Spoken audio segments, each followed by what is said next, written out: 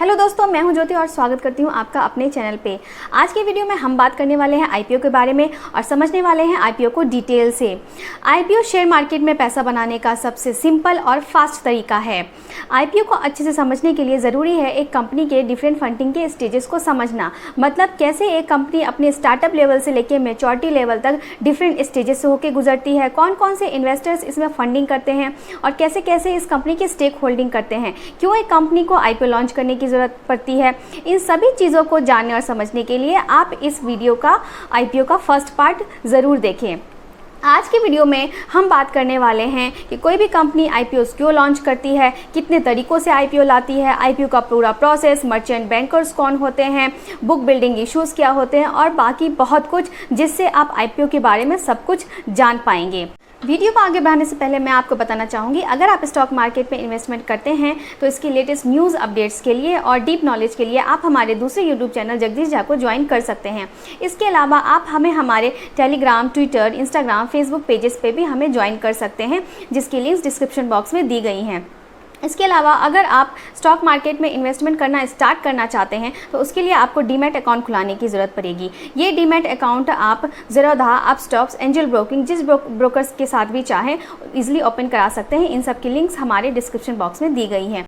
तो चलिए आगे बढ़ाते हैं अपनी वीडियो को और जानते हैं आईपीओ के बारे में सब कुछ। आईपीओ मतलब इनिशियल पब्लिक ऑफरिंग, मतलब पहली बार जब कोई कंपनी अपने शेयर्स पब्लिक को ऑफर करती है और अब पब्लिक को अपनी कंपनी में हिस्सेदार बना लेती है, अपनी कंपनी में ऑनरशिप दे देती है। अब ऐसा कंपनी जो है बहुत सारी वजहों से करती है। सबसे पहली वजह तो होती है फंड्स को रेज़ करने के लिए, मतलब जब कंपनी अपने बिज़नेस को एक्सपेंड और ग्रो करना चाहती है तो उसको एक बहुत ह्यूज अमाउंट की ज़रूरत होती है और ये ह्यूज अमाउंट कलेक्ट करने के लिए कंपनी अपने शेयर्स जो है वो पब्लिक को ऑफ़र करती है और पब्लिक से जो है पैसे रेज़ करती है। इसके अलावा और भी बहुत सारे रीजंस की वजह से कंपनीज जो हैं वो अपने आईपीओस पब्लिक में लॉन्च करती हैं। तो पहला तो रीज़न हो गया फंड्स को रेज़ करना। दूसरा होता है कई बार जो अर्ली इन्वेस्टर्स जिन्होंने कंपनी के इनिशियल स्टेजेस में इन्वेस्टमेंट की थी वो अब इस कंपनी से निकलना चाहते हैं, मतलब एग्जिट लेना चाहते हैं, तो उस जगहों पर भी कंपनी को फंड की रिक्वायरमेंट होती है। उसके लिए भी कंपनी जो है पब्लिक में आईपीओ लॉन्च करती है। इसके अलावा कई बार अपने एम्प्लॉयज़ को इंसेंटिव्स और बेनिफिट्स देने के रूप में भी कंपनी अपने आईपीओस को लॉन्च करती है। तो इन सब वजहों से कंपनी जो है अपने आईपीओ लॉन्च करती है। एक बार कंपनी आईपीओ लॉन्च करने के बाद जो है वो ट्रांसपेरेंट हो जाती है, मतलब कंपनी के सभी जो फाइनेंशियल फिगर्स हैं और कंपनी का जो भी बैकग्राउंड है वो सब कुछ पब्लिक में विजिबल हो जाता है, कंपनी ट्रांसपेरेंट हो जाती है। अब कंपनी जो है वो दो तरीक़ों से अपने आईपीओ लाती है, एक होता है फ्रेश इशू और दूसरा होता है offer for sale. Fresh issue में कंपनी उन शेयर्स को लॉन्च करती है जो शेयर्स कंपनी में अभी तक रिमेनिंग थे, मतलब जिनकी ऑनरशिप अभी तक किसी भी इन्वेस्टर्स को नहीं मिली थी। ये कंपनी के बचे हुए रिमेनिंग ऑथोराइज शेयर्स होते हैं जो कंपनी फ्रेश शेयर्स के रूप में, फ्रेश इशू के रूप में इशू करती है। दूसरा होता है ऑफर्स फॉर सेल। कई बार जो एग्जिस्टिंग इन्वेस्टर्स हैं कंपनी के, जिन्होंने इसके इनिशियल स्टेजेस में इन्वेस्टमेंट की थी, वो इन्वेस्टर्स अब उस कंपनी से फुल्ली या पार्शियली निकलना चाहते हैं। तो उस केस में भी वो वाले शेयर्स जो ऑलरेडी एग्जिस्टिंग इन्वेस्टर्स के पास हैं वो शेयर्स पब्लिक को ऑफर किए जाते हैं और इस वजह से भी कंपनी जो है आईपीओ निकालती है और इन शेयर्स को ऑफर फॉर सेल्स कहा जाता है। अब जो है आईपीओ लॉन्च करने के लिए कंपनी को एक पूरा प्रोसेस फॉलो करना पड़ता है। इस प्रोसेस को हम स्टेप बाय स्टेप डिटेल में समझेंगे। इसमें सबसे पहला इस प्रोसेस में जो सबसे पहला स्टेप होता है वो मर्चेंट बैंकर्स को हायर करना। ये मर्चेंट बैंकर्स वो बैंक्स या फर्म्स होती हैं जो इन कंपनीज़ को, जो आईपीओ लाना चाहती हैं, इन कंपनीज़ को इस पूरे आईपीओ के प्रोसेस में हेल्प करती हैं। इन मर्चेंट बैंकर्स के बहुत सारे काम होते हैं जिसको मैं आपको डिटेल में बताती हूँ। सबसे पहला काम होता है मर्चेंट बैंकर का कंपनी को आईपीओ लाने में असिस्ट करना, उनकी हर एक स्टेप पे उनकी हेल्प करना। दूसरा होता है इस कंपनी के लिए रेड हेरिंग प्रोस्पेक्टस बनाना। ये रेड हेरिंग प्रोस्पेक्टस क्या है इसको हम आगे डिटेल में समझेंगे। मर्चेंट बैंकर का तीसरा काम होता है प्राइस बैंड फिक्स करना। प्राइस बैंड के बारे में भी हम आगे डिटेल में समझेंगे। चौथा होता है कंपनी के आईपीओस को पब्लिक में मार्केटाइज करना, उनकी एडवर्टाइजमेंट करना।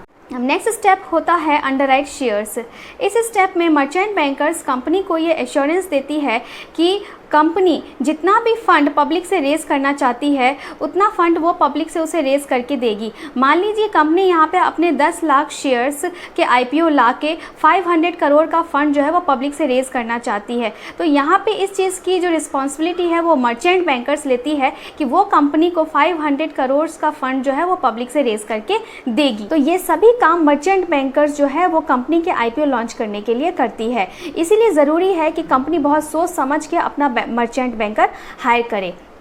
अब एक अच्छा मर्चेंट बैंकर हायर करने के बाद सेकेंड स्टेप पे कंपनी का काम होता है कि वो सेबी को अप्रोच करे। सेबी की परमिशन के बिना स्टॉक मार्केट में कुछ भी करना पॉसिबल नहीं है, इसलिए अब कंपनी जो है वो सेबी को अप्रोच करती है और उसे अपने रजिस्ट्रेशन स्टेटमेंट देती है। इन रजिस्ट्रेशन स्टेटमेंट में कंपनी की हर एक डिटेल मेंशन होती है कि कंपनी की फाइनेंशियल कंडीशन कैसी है, उसका बैकग्राउंड कैसा है और कंपनी क्यों अपने IPO को लॉन्च करना चाहती है। सेबी इन रजिस्ट्रेशन स्टेटमेंट को पढ़ती है, एनालिसिस करती है और देखती है कि ये कंपनी जो है अपने IPO लॉन्च कर सकती है या नहीं। अब सेबी का अप्रूवल मिलने के बाद कंपनी जो है वो मर्चेंट बैंकर्स की हेल्प से अपने ड्राफ्ट रेड हेरिंग प्रॉस्पेक्टस बनाती है। इन प्रॉस्पेक्टस में कंपनी की हर एक डिटेल मेंशन होती है कि कंपनी का पर शेयर प्राइस कितना होना चाहिए, IPO का लॉट साइज़ कितना होना चाहिए, कंपनी की फाइनेंशियल कंडीशन, उसका बैकग्राउंड, उसके बारे में हर एक डिटेल, जिससे पब्लिक को पता चल सके कि ये कंपनी में जो है इन्वेस्टमेंट करना सही है या नहीं है। अब प्रॉस्पेक्टस बनाने के बाद नेक्स्ट स्टेप आता है इन प्रॉस्पेक्टस को पब्लिक के बीच में लाना और पब्लिक में मार्केटिंग और एडवर्टाइजमेंट करना, मतलब डिफरेंट सोर्सेज के थ्रू पब्लिक को जो है इस कंपनी के IPO के लॉन्च होने के बारे में बताना। तो इस स्टेज पे भी जो है मर्चेंट बैंकर्स ही कंपनी के बिहाफ पर इन IPOs को जो है मार्केटिंग करते हैं, इनकी एडवर्टाइजमेंट करते हैं। इस स्टेप को जो है वो IPO रोड शो भी कहा जाता है। अब नेक्स्ट इंपॉर्टेंट स्टेप होता है कंपनी के शेयर्स का प्राइस बैंड फिक्स करना। कंपनी के बिहाफ पर मर्चेंट बैंकर्स इन कंपनी के IPOs का जो है शेयर्स का प्राइस बैंड फिक्स करते हैं।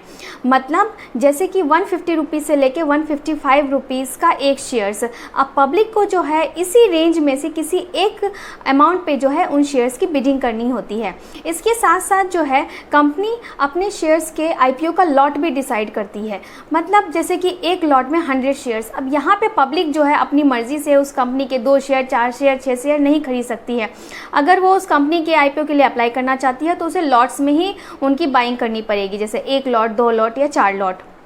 अब इसको मैं आपको एग्जांपल देके डिटेल में समझाती हूँ। मान लेते हैं कोई कंपनी अपने IPO ला रही है और उस कंपनी ने अपने IPO का लॉट साइज जो है 100 शेयर्स का रखा है, मतलब एक लॉट के अंदर 100 शेयर्स, और मैं उस कंपनी के 2 लॉट IPO के लेना चाहती हूँ और कंपनी का प्राइस बैंड जो है 100 से लेके 105 रुपीज़ तक का है, जिस पे मैं 102 रुपीज़ पे उन IPO के 2 लॉट्स को ख़रीदना चाहती हूँ, जिसके लिए मुझे टोटल 20,400 रुपीज़ पे करने पड़ेंगे। तो इस तरीके से जो है कंपनी अपना प्राइस बैंड फिक्स करती है। कोई भी कंपनी मैक्सिमम 15,000 रुपीज़ तक के शेयर्स का ही एक लॉट बना सकती है और कोई भी रिटेल इन्वेस्टर जो है मैक्सिमम 2 लाख रुपीज़ तक के लिए ही इन्वेस्टमेंट कर सकते हैं।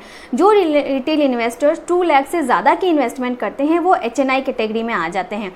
अब ये HNI कैटेगरी और रिटेल इन्वेस्टर्स कौन होते हैं उसको डिटेल में जानने के लिए आप मेरा मार्केट पार्टिसिपेंट वाला वीडियो देख सकते हैं। अब नेक्स्ट इंपॉर्टेंट स्टेप होता है बुक बिल्डिंग। इस स्टेप में अब कंपनी जनरल पब्लिक के लिए ऑफिशियली अपने विंडोज़ ओपन कर देती है, जिसमें अब पब्लिक इस कंपनी के शेयर्स के लिए IPOs के लिए अप्लाई कर सकती है। ये विंडो यूजुअली 3 से 4 डेज़ का होता है, जिसमें पब्लिक जो है कंपनी द्वारा डिसाइड किए हुए प्राइस बैंड में से किसी भी एक प्राइस पे IPOs की बिडिंग करती है। अब इसमें कंपनी को 2 तरीक़ों से सब्सक्रिप्शन मिलता है, एक होता है ओवर सब्सक्रिप्शन और दूसरा अंडर सब्सक्रिप्शन।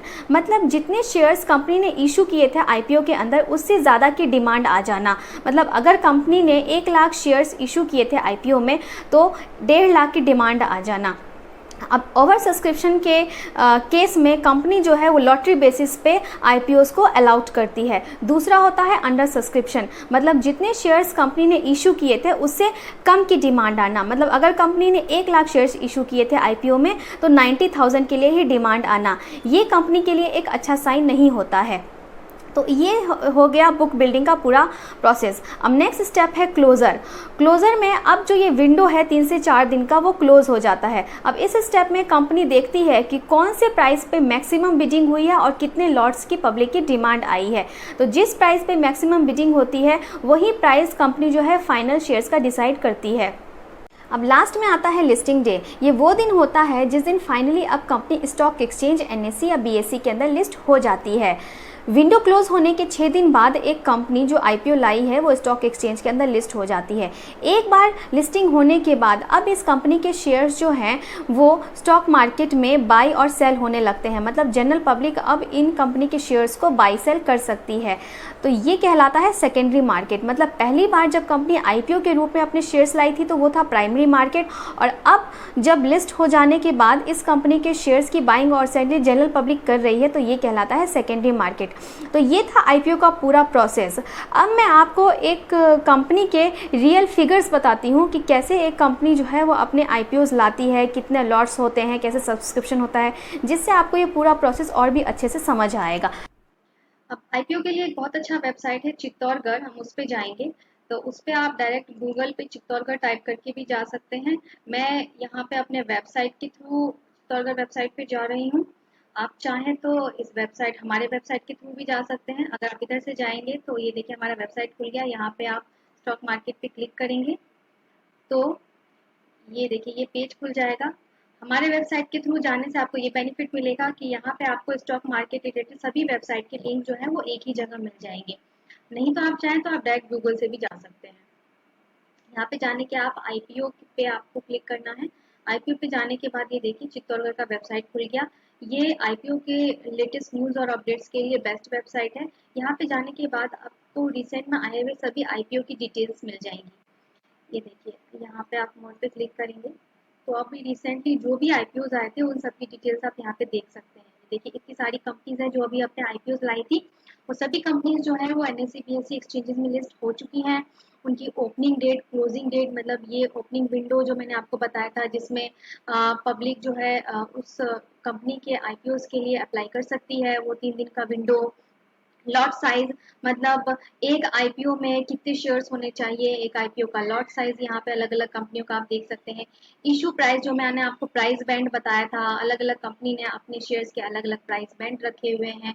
कभी कभी कंपनी जो है वो फिक्स प्राइस पे भी शेयर्स लाती है, IPOs लाती है, तो ये आप देख सकते हैं। अब इसमें से किसी एक कंपनी का मैं आपको बताती हूँ।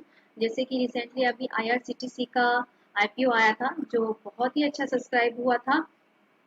तो यहाँ पे आप IRCTC के डिटेल्स देख सकते हैं। ये देखिए ये जो IPO है वो 30 सितंबर को आया था।